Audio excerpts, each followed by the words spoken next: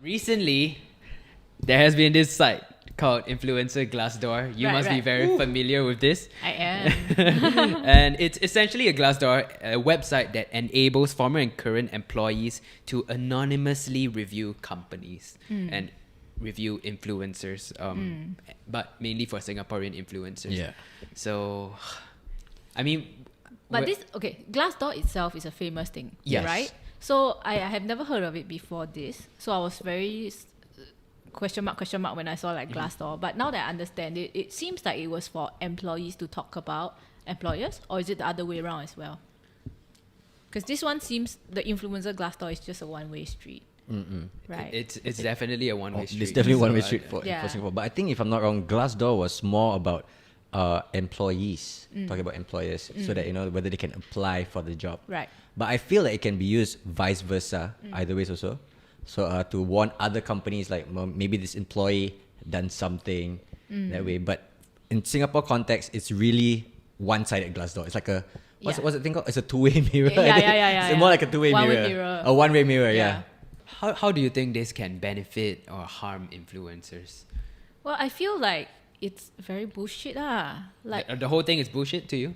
it is, because there is no evidence, nothing. Like, Okay. and then this whole like pretend to extract people's name thing when everyone can recognize who is. What is your point?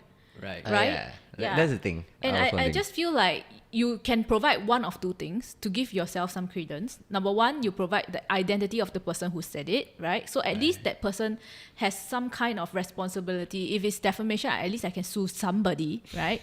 Or secondly, you provide evidence. So best if you can do both, but you have to do either one. And I feel like this whole defense that they have is that, well, it's up to your own discretion to believe whether or not to believe the things that are said there. Right. And I feel like, well, then like that, can I go and post on a forum that you fuck dogs? Can I do that? And then I just say it's up to your discretion whether you believe or not.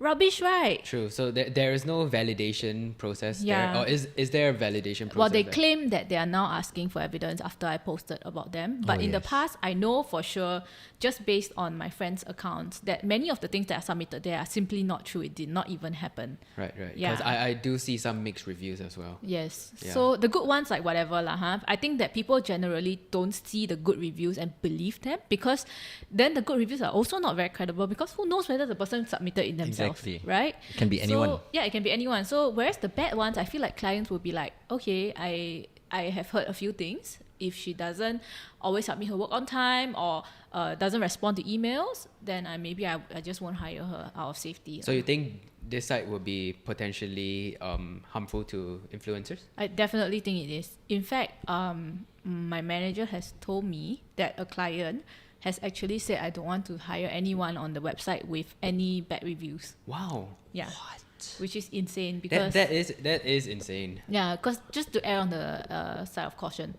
Right. Even if it's just one bad review. She did say a few like repeated ones. Oh, damn. Yeah. So to say that it doesn't affect our work is not true.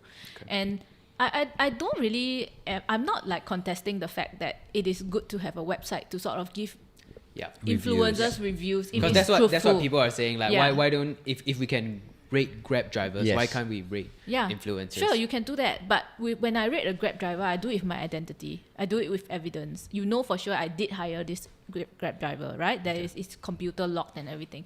Whereas this person can just be a random person. It can be my enemy, right? Correct. So in fact, your competitor, if you do have one, can actually just write shit about you. Correct. Untrue shit about you. Yeah. So it's that is more of the thing that I feel very annoyed about lah. So how